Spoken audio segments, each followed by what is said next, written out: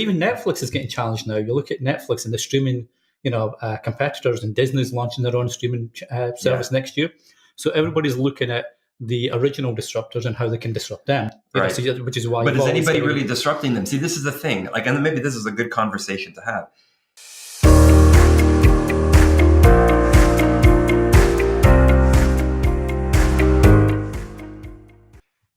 Welcome back to another episode of Marketing on Tap. This is my mate, Danny Brown. I am Sam Fiorella. Or I guess we should start probably calling this Sam and Danny's reason to drink at work. Yeah, that's our excuse to drink at work. That's why we do this, after all. Today, Danny, I want to talk about ice cream. And it's kind of maybe not the best topic given how cold it is today outside and in this office today. So we're really cold over here, guys.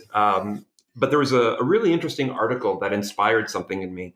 In Marketing Week, it's called How a Flurry of New Brands Are Shaking Up the Ice Cream Market. Long story short, what it's talking about is how smaller upstarts like, I think it's Halo Top, are creating vegan ice cream, or organic ice cream, gluten-free ice cream, dairy-free ice cream, basically anything that's not ice cream. Yeah.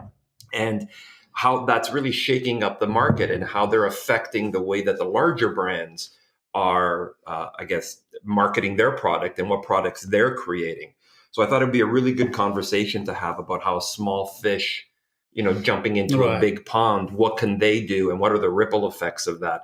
And I think this could be some good lessons for both small brands and big brands at the same time. So I want to get into that today, but first, why don't you tell me what you're pouring us? So this should be an interesting one. It's cold outside, like we know. And this is a winter spiced ale. Ooh. It's from Big Rock Brewery, who's based over in Calgary, Alberta. I like it already. About 85, I think they were created. 1985 they came into business, so they've been around a while. So this has got malty sweetness with notes of cinnamon, nutmeg, and ginger. So you're going to get that nice crispy warmth through there with a crisp fuggle hop finish.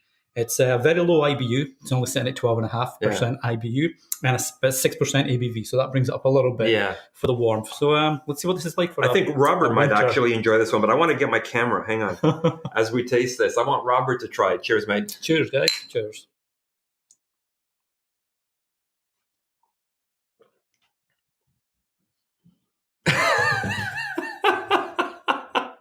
That's the most restrained reaction so far.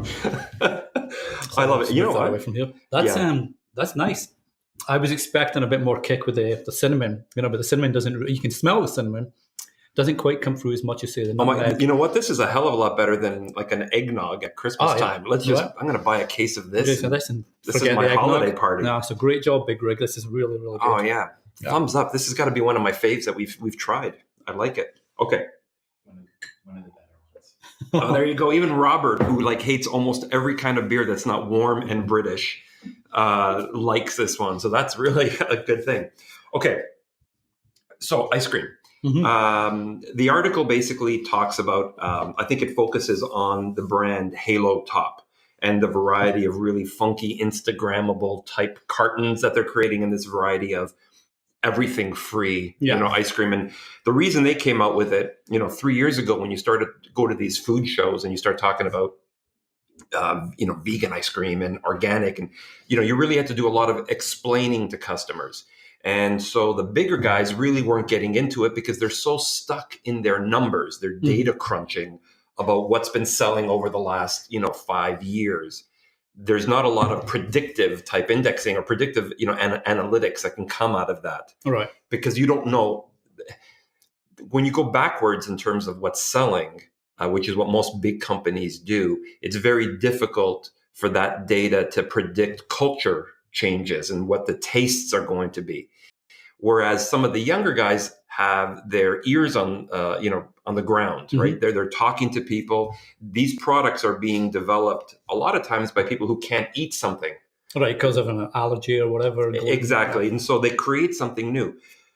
So what's happening now, and what this article is saying, is that the bigger guys like Unilever, General Mills, and some of the other large, conglomerates that own these ice cream manufacturers of various brands are now starting to make this because they have no choice. Right. They're being challenged by guys like Halo Top. And even though these what they're calling craft ice cream is really only a few percent, up to 10%, I think, in some markets of the total ice cream purchases, it's still significant enough that the big boys are taking notice.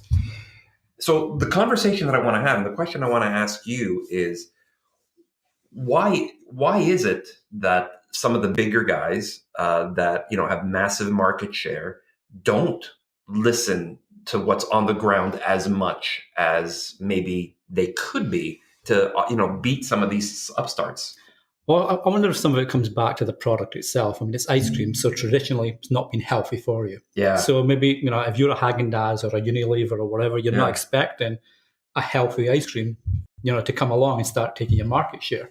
So maybe, not ignorance, but, complacency about the fact that we know who eats ice cream, kids and, pregnant moms or whatever. And that's been really stereotypical, so I apologize. But they know who eats ice cream because they're not basing it on a lifestyle choice or a healthy eating choice. We're going to get all kinds of hate. Well, I am, because I just said, which I apologize profusely. You know what? Complacency is a good word, because, when you take a look at a lot of the clients that we work with sometimes, and, even just what you read out there, the bigger they are, I know sometimes it's more difficult when I suggest something really innovative. They're like, whoa, slow your horses down there. That's just too crazy for us. And then, 2 years later, they're like, well, why haven't you suggested this to us before? Why is it that we're only doing it now? And I think it goes back again, the larger companies are, there's an old expression that I think an old mentor of mine used to use all the time. When you're a big company, you're like the Queen Mary. To make a turn, you know what I mean? To get one of these big yachts to turn, it takes forever. Whereas when you're more nimble, you're a smaller company, you're a speedboat. Mm-hmm. You can make the turns and be more agile and pivot a lot easier than the larger companies. All buzzwords right there. That was an amazing buzzword bingo round. We should. Is anybody doing a bingo drinking game for every time we use a buzzword, a marketing buzzword? I hope not. We should probably do that. But anyway, so complacency is a big thing, and I think the internet is disrupting so much. We keep talking about, how the internet is a big disruptor in our marketplace. But I'm thinking that these young upstarts, especially with the culture change with millennials and what they're demanding from brands today in terms of their changing tastes, I think is a big thing. Some of the other industries, like we were talking about this just the other day, I think, how like Uber, for example, has really disrupted the marketplace because they were more paying attention, right? Mm-hmm. Better than, let's say, the taxi company. Who else was there? You look at the food delivery guys, Domino's Pizza are using drones to deliver, or driverless cars, and drones to deliver pizza. And that's really changed the market share that company has had, because they're appealing to a different audience, not just because of the pizza, but because they want the tech part of it. Exactly, yeah. Right? And I think Blockbuster is another one. Mm-hmm. Yeah, Blockbuster, we're at Blockbuster now. Yeah, so there is no such thing as Blockbuster. But even Netflix is getting challenged now. You look at Netflix and the streaming, competitors, and Disney's launching their own streaming service next year. So everybody's looking at the original disruptors and how they can disrupt them. Right. Which is why. But is anybody really disrupting them? See, this is the thing. And maybe this is a good conversation to have. Netflix really basically killed Blockbuster. Yeah. All right. Blockbuster is one of the largest, video, rental companies in the world, and they were doing what some of the large ice cream companies that started this whole conversation were doing, is that they were just looking at past numbers and just doing more of the same and growing, instead of keeping their ear to the ground and saying what technology is going to be driving change, not just for the product, but the way the product is delivered. With the ice cream, it's more of a cultural thing about everybody wanting to eat healthier. So now Netflix is the player when it comes to streaming. And of course, Hulu has come out and Amazon Prime and Crave TV here in Canada. So there's players, but none of them are actually doing anything different, really. They're just doing more. They're emulating what these guys are doing. So at what point does Netflix and their ilk become the establishment and the big guys? And what can they do to not go back, to not become like a blockbuster? Yeah. Well, I think you've seen it with Netflix and their original series. They've put a lot of dollars into the original shows, movies, etc., and they get big people to star in them. So they know that they've got to keep on their toes, especially with Disney launching. Because once Disney launches, you can expect Marvel products and anything like that to be pulled from Netflix to go over to Disney. Well, DC, in the comic book world, DC's got their own streaming service now that's been launched. Right, okay, I never knew that. I know you're not a DC guy. Well, I am, so that's a big thing. But that is a big thing, yeah. Right. So, yeah, I mean, Netflix, like you say, they are at the top of the pile now, and they've done a good job so far of remaining at the top of the pile by, offering, say, 4K subscriptions if you've got a 4K TV for $2 extra a month, for example, original TV shows. But again, now that Disney's not a startup, but I guess you could look at Disney as a startup when it comes to the streaming service they're going to offer. They've got more dollars, but they've seen what works for Netflix. Yeah, but they're just, the way what I've seen so far is they're just copying. They are just copying, but then you got the originals, but you got Star Wars universe, you got the Marvel universe. Yeah, but that's not really anything that's innovative, though. Yeah, they got more properties, and maybe they've got an advantage in that they own, so many licenses already, I guess, to all of these different brands that they maybe have more source of original content to work from. It'll be cheaper for them maybe to go out. But I don't, for me, I'd look at doing something to the effect of, how do you stay ahead of the trend curve, right? Yeah. There's something and remember in the book when we wrote Influence Marketing, we were talking about trend currents versus current trends versus current trends, right? There, guys like Amazon and DC and Hulu, they're following the current trend. Yeah. Whereas if you follow trend currents, which is what's going to happen 3 years from now, that's completely different than today because of changing technology, because of changing cultural patterns, changing attitudes because of political, socioeconomic conditions, whatever. That's really where your business needs to go. And the one thing I'm noticing is that there's just nobody, and maybe it's just too early in that life cycle for anything to change because it's the new streaming services are still pretty new. So maybe that's an unfair comparison. But what the conversation I'd like to have is, what can a business do to monitor those trend currents? Well, if you look, you mentioned when we were speaking to clients about some of our campaigns, and we're looking at, what's coming down the road in 12, 18 months, and we're trying to plan that when we talk about influencer campaigns, content plans, etc. So we'll go back to the companies and look in what's big in tech at the moment.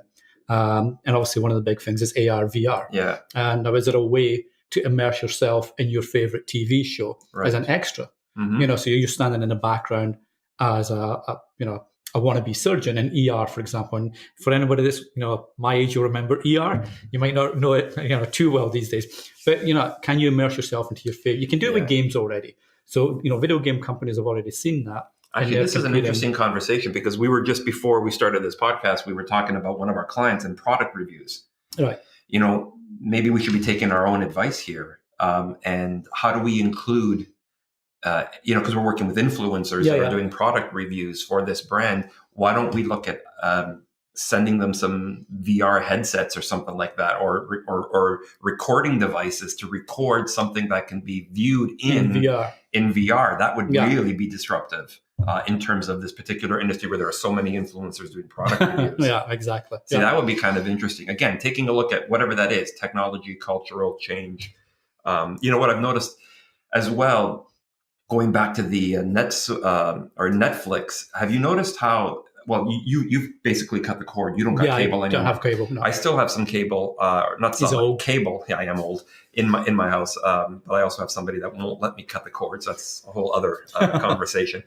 But what I've been noticing is on television commercials, when you have a commercial for like an upcoming show or a new series that's coming up, what the network commercials are saying is now streaming, on your channel, or now streaming on your TV. So even though it's a regular television program on cable, they're calling it streaming, just to try and emulate them instead of trying to do something completely different, right? It's because they've got that infrastructure. I guess they have to utilize it.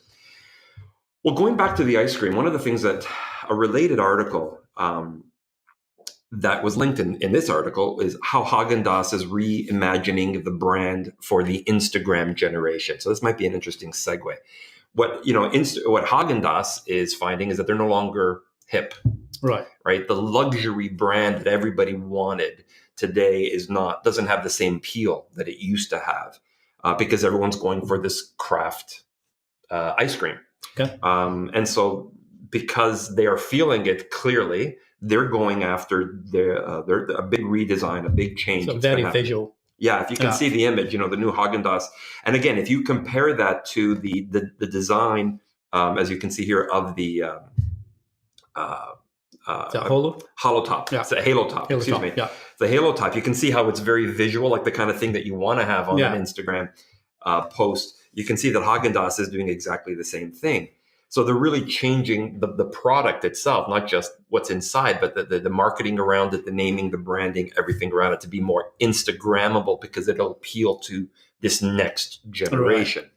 So is this something that you think is going to happen? Is like being an Instagrammable product part of the evolution of everybody's product today? I think it's a smart move. If you look at the numbers for online usage at the moment, Facebook continues to drop amongst the core audience that these guys need to attract for the next 10, 20 years. And Instagram is starting to, overtake in certain areas. And as Instagram starts to add more features like e-commerce right from the app, which some retailers are sort of experimenting with at the moment. And if you can order online, I mean, and there's another way. So order online on the Instagram app. Your drone comes in from Amazon or the retailer or whatever, drops it off at your home, and then it's all part of that same like retail experience. But again, if you're looking at customers that are very lifestyle driven, they're very image conscious, and I say image conscious as in the kind of person they are, what they do for the community, etc. That kind of image driven, it tailors well to the generation you're going after, the platforms that they use. I saw a new term pop up this week, Zennials. That's sort of in between millennials and Gen Xers, which is seemingly an untapped market. And now they've given it a name. I'm thinking, okay, well, fine enough. So maybe that's an option, because Zennials are, big users of Instagram. Yeah, they've got disposable income. So I swear, I've been saying it for social media, but Instagram in particular is going to be the death of me, especially because I can't stop seeing the Kardashians pop up at my screen. I don't know why. You got to stop following them. Maybe that's what it is. Oh, is that what it is? That's how it works? You've got them as your I'll figure out Instagram one of these days. No, but the interesting thing here is that they've said that, speaking of millennials, that the millennial population is going to be so big that if you're not appealing to them today, in 10 years, you're not going to have a business. This is what Häagen-Dazs, the marketing and executives at Häagen-Dazs are saying. So that really is something. How do you become Instagrammable? Remember the restaurant we talked about once? There's a restaurant in New York City that's actually created Instagram tables where the lighting and the ambiance is set up specifically just for people to Instagram. Shot. It really is something. We're getting the... Thank you, Stephen. We're getting the notice that our time is running up. So let's wrap this up. Takeaways. What in terms of this concept of be it Instagrammable or how to be a big fish in a small pond, or if you're a big guy, how do you pay better attention to what's happening down below on the road? What's your takeaway for everybody? So one of the things that we always talk about is data. Obviously analyze your data and understand it. But a lot of times we don't actually talk about having, so you've got data analysts, but actual conversation analysts as well. And go back to the trend currents, but look at the word and the trends behind the conversations that are happening. Right. Allocate it to the data you've already got and say, okay, you know what? In 12 months, we need to be looking or thinking about this because everybody's starting to talk about this coming down the line. Sure. And analyze the conversation behind the data as well. That's a good point. I agree. And I really like that we're bringing back up the concept of trend currents versus current trends, which is actually a term I stole from Steve Woodruff. Yeah, good guy. Who's a great guy, somebody that I've been following for many years. But for me, I think it's looking at what is the disruptor beyond your product is going to be the key takeaway for marketers, especially the bigger you are, the better it is. Like, for example, today I went to Staples to buy something. Staples is like a 5-minute walk from us here at the office, but I didn't go to the store and buy it. I went online. I ordered everything that I wanted. I paid for it online and I just went to pick it up. I do the same thing with Starbucks in the morning. When I'm getting off the train, I order my Starbucks so that by the time, those 2 minutes that it takes me to walk from the train to the Starbucks, it's sitting there waiting for me so that I don't have to queue up, that's line up for you Americans, queue up to get it. So what is the technology that's going to drive change? And if it's not culture, it's most likely going to be technology for the foreseeable future, because people are making decisions based on the technology you offer them, more so in some cases than the product. You know what I mean? And, you know, the Instagrammable ice cream, for example. Exactly. That's got nothing to do with what's inside. It's how well does, you know, how does it look when I actually Instagram it? So that's going to be one of the things that I would say is a takeaway. Anyway, thank you, everybody, for watching. Mm-hmm. And what should they do? They should applaud. No, if you're watching... Robert, why don't you ever applaud for us when we're done with these things? I'm going to add that to your job description. Like a little chip. But yeah, if you're watching us on YouTube, make sure you hit the like, subscribe, notification little bell at the top so you get notified of new videos. Leave us a comment about what you thought of this week's topic. And if you prefer podcasts, we're on about 10 or 12 different channels. Just pick your favorite one and you'll get notified, of a new episode going out. Awesome. Thanks, mate. It's a great conversation as always. And a good beer this time. Good beer. Thank you. Cheers, guys. Cheers, everybody. Cheers. I wonder if they'll mind if I lick the inside of this glass.